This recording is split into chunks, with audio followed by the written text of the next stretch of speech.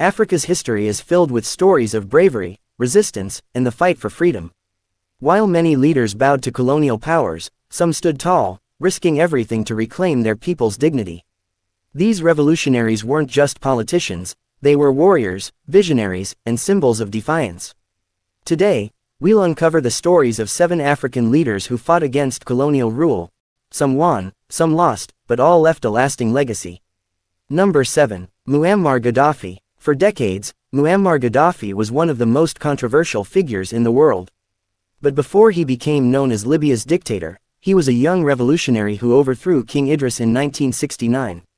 Inspired by Egypt's Gamal Abdel Nasser, Gaddafi believed in Pan-Africanism, the idea that Africa should unite and break free from Western influence. He nationalized Libya's oil industry, kicked out foreign military bases, and used oil wealth to improve healthcare and education. He also funded liberation movements across Africa, from Nelson Mandela's ANC in South Africa to rebel groups fighting European control. But Gaddafi's anti-Western stance made him many enemies. The United States and NATO eventually overthrew him in 2011, leaving Libya in chaos. Love him or hate him, Gaddafi remains one of Africa's most defiant leaders against colonial and Western control. Number 6. Sylvanus Olympio. Born in 1902, Sylvanus Olympio became Togo's first president after the country gained independence from France in 1960.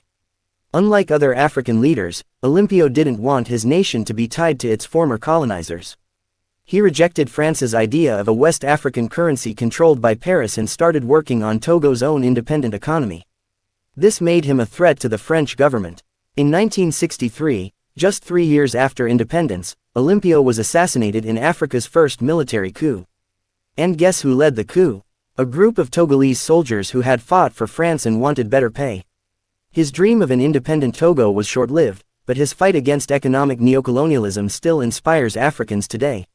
Number 5. Amilcar Cabral. A true revolutionary, Amilcar Cabral was not just a fighter but also an intellectual. Born in 1924, he led the movement against Portuguese colonial rule in Guinea-Bissau and Cape Verde. Cabral didn't just want independence, he wanted to completely transform African societies. He encouraged farmers and workers to fight for their rights, and his African Party for the Independence of Guinea and Cape Verde (PAIGC) launched a full-scale guerrilla war against the Portuguese in the 1960s. His leadership was so effective that even Cuban revolutionary Che Guevara admired him. But before he could see his country's independence, Cabral was assassinated in 1973, just a year before Guinea-Bissau was finally free.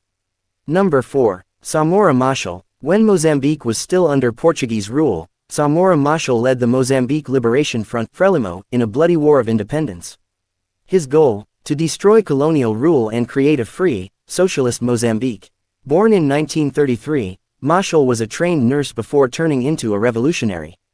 Under his command, Frelimo waged a guerrilla war against the Portuguese, and in 1975, Mozambique finally gained independence.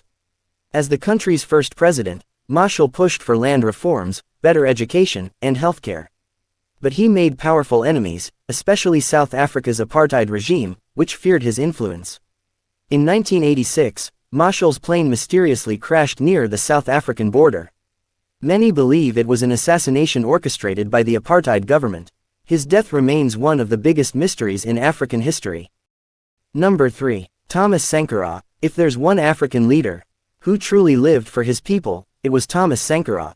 Often called the African Che Guevara, Sankara led a revolution in Burkina Faso that transformed the country in just 4 years.